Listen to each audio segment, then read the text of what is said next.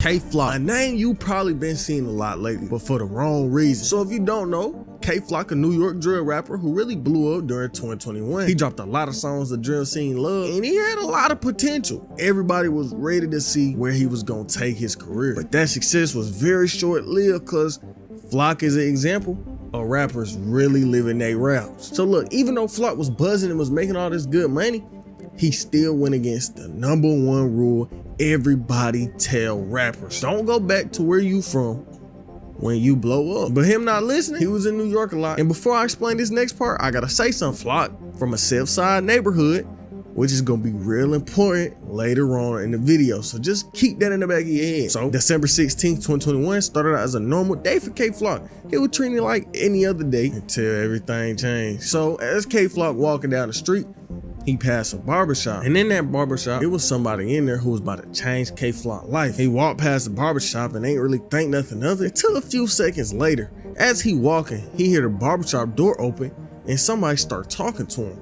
But it wasn't nothing friendly. It wasn't like a fan trying to say what's up. It was him talking crazy. And what happened next is still a mystery to this day, but all we can assume is that the man started arguing with Flock, and Flock wasn't with it. He let some shots go and the man passed away. It was probably like the man walked up on Flock, he started trying to fight him, and he was ready. But that ain't what we knew when K-Flock first got arrested.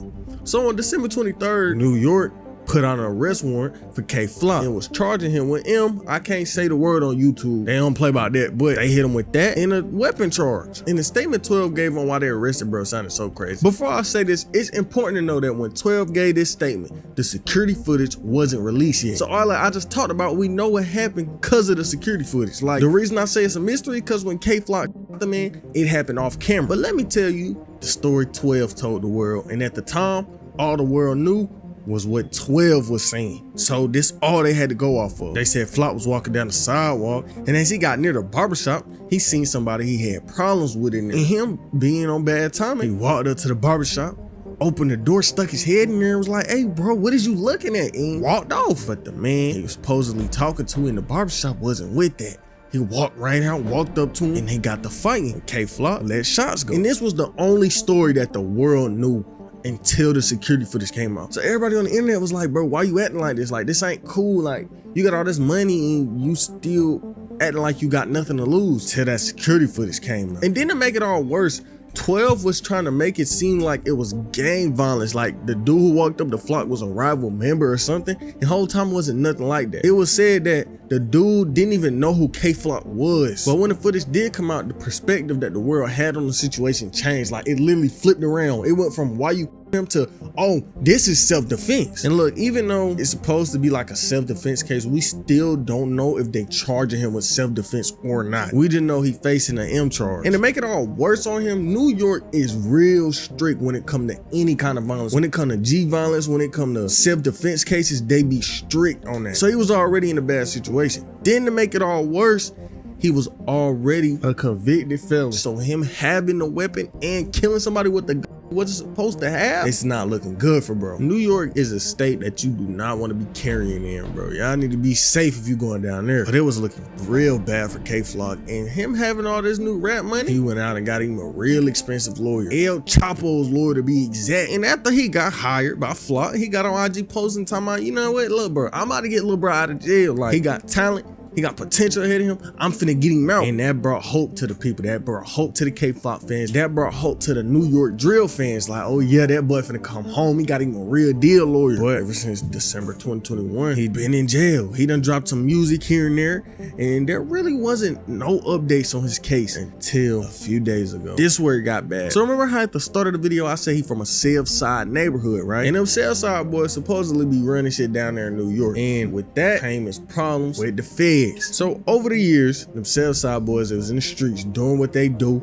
and 12 was watching all the stuff they've been doing over these past years, done caught up to them. So like I just said, the feds been watching, right? And they've been building up a lot against all of them, and they ain't even know. And before you get to forcing in my comments, no, I am not snitching. I'm telling y'all information that's on the internet, my nigga. You can do one Google search and you can find anything I'm talking about right now. They saying it was 7 of them running the whole Southside situation, and each one of them got a case against them. But like I said, 12 been watching their every move since around 2020, and in a few years a lot done happened.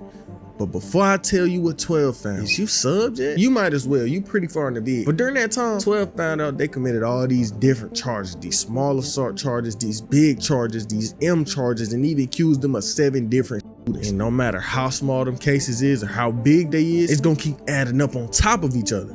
So these cases just adding up. And it got so bad to the point where 12 had to take action. So you probably thinking right now like, okay, you talking about these Southside dudes, but what about K Flock? Like, how is this gonna fit K Flock? So if you've been paying attention to the rap game lately, over the past year or past 2 years, you can probably tell where this going. They charging this nigga K Flock with multiple RICO charges on top of the murder case that he already facing. And it's not even just him getting hit with the RICO charges. Every single one of them Southside niggas that was with K Flock. And if you don't know what a RICO charge is, it pretty much means you done for it. That's what they hit the mafia with. That's what they hit them big gangs with. That's what they been hitting some of these rappers with. Young Thug. Like, I could keep going on, but for K Flock, it's real bad.